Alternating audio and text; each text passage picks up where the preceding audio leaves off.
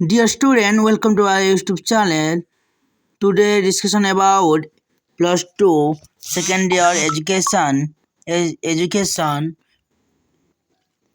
question ଅଭିପ୍ରେରଣା କ'ଣ ଏହାର ପ୍ରକାରଭେଦ ଆଲୋଚନା କର।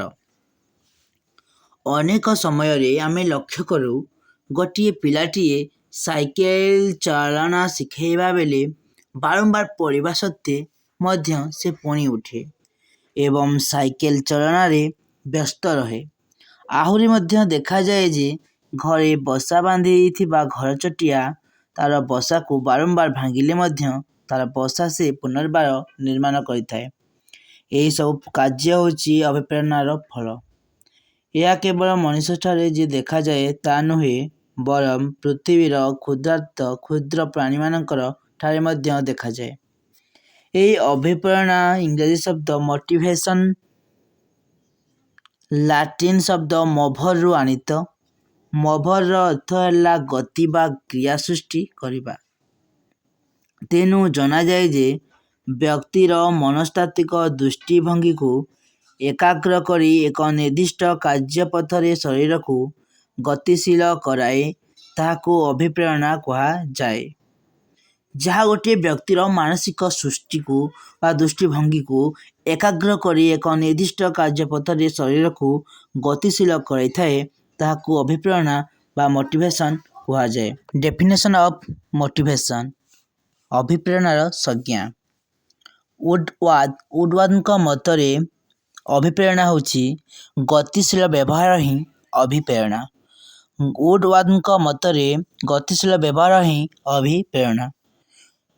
କ୍ରୋ ଏନ୍ କ୍ରୋଙ୍କ ମତରେ ଅଭିପ୍ରେରଣା ଶିକ୍ଷଣ ପ୍ରତି ଆଗ୍ରହ ସୃଷ୍ଟିକାରୀ ଏବଂ ଏହାକୁ ଶିକ୍ଷଣର ମୌଳିକ ଉପାଦାନ ଭାବରେ ବିଚାର କରାଯାଇପାରେ।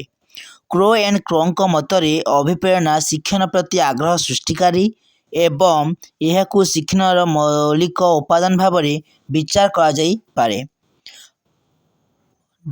What is type of motivation? ଅଭିପ୍ରେରଣାର ପ୍ରକାରଭେଦ କ'ଣ?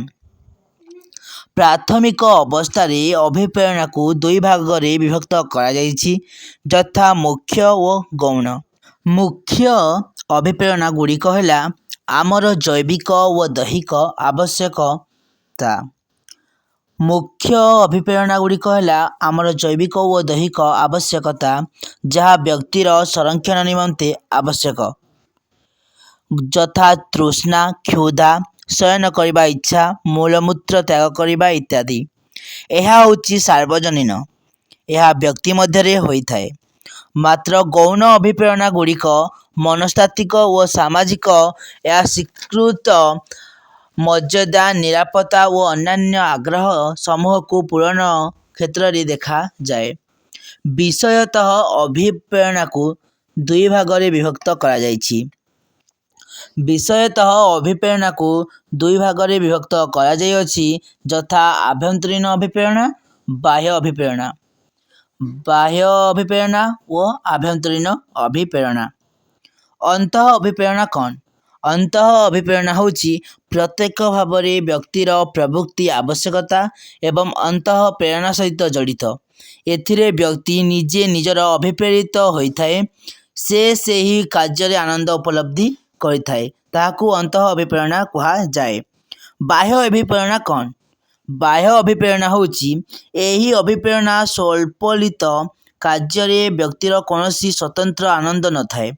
ବ୍ୟକ୍ତି ସମ୍ପୂର୍ଣ୍ଣ ଭାବରେ ନିଜ ପାଇଁ କାର୍ଯ୍ୟ କରିନଥାଏ, ବରଂ ବାହ୍ୟ ପ୍ରଶଂସା ଏବଂ ପୁରସ୍କାର ପ୍ରାପ୍ତି ପାଇଁ ସେ ଏହା କରିଥାଏ। ଅଧିକାର, ସମ୍ମାନ, ପୁରସ୍କାର ଓ ପ୍ରଶଂସା ପାଇଁ ଏହି ଶ୍ରେଣୀର ଅଭିପ୍ରେରଣା ଅନ୍ତର୍ଗତ ହୋଇଥାଏ। ତ ଆମେ ଜାଣିଲା ଯେ ଅଭିପ୍ରେରଣା ହେଉଛି ଇଂରାଜୀ ପ୍ରତିଶବ୍ଦ ମୋଟିଭେସନ୍ର ଲାଟିନ୍ ୱାର୍ଡ ମୋଭରରୁ ଆସିଅଛି, ଯାହାର ଅର୍ଥ ହେଉଛି ଗତି ବା କ୍ରିୟା ସୃଷ୍ଟି କରିବା। ଆଉ ଅଭିପ୍ରେରଣାର ସଂଜ୍ଞା ହେଉଛି ଗତିଶୀଳ ବ୍ୟବହାର ହିଁ ଅଭିପ୍ରେରଣା। ପ୍ରାଥମିକ ଦୃଷ୍ଟିକୋଣରୁ ଅଭିପ୍ରେରଣା ଦୁଇ ଭାଗରେ ବିଭକ୍ତ, ମୁଖ୍ୟ ଅଭିପ୍ରେରଣା ଓ ଗୌଣ ଅଭିପ୍ରେରଣା। କିନ୍ତୁ ବିଷୟଗତ ଅଭିପ୍ରେରଣାକୁ ଦୁଇ ଭାଗରେ ବିଭକ୍ତ କରାଯାଇଛି, ଗୋଟିଏ ଆଭ୍ୟନ୍ତରୀଣ ଅଭିପ୍ରେରଣା ଆଉ ଗୋଟିଏ ବାହ୍ୟ ଅଭିପ୍ରେରଣା। अंतः अभिप्रेरणा होची प्रत्येक व्यक्ति भाव थिबा अंतर्निहित प्रवृत्ति आवश्यकता एवं अंतः प्रेरणा सहित जड़ित। एथिरे व्यक्ति निजे निजे अभिप्रेरित होता है और से कार्य आनंद उपलब्धि करें। किंतु बाह्य अभिप्रेरणा से पुरस्कार सम्मान अधिकार एवं भल पाइबा जो कार्य करें बिना स्वार्थ किंबा निजर कौन अधिकार न थाए ताहाकू बाह्य अभिप्रेरणा कहा जाए। जदि आपण मानक वीडियोटी भल लगी लाइक शेयर कमेंट करने सहित बेल बटन को ऑन करी सब्सक्राइब कर दिंतु। रही देखा नुआ वीडियो। जय जगन्नाथ।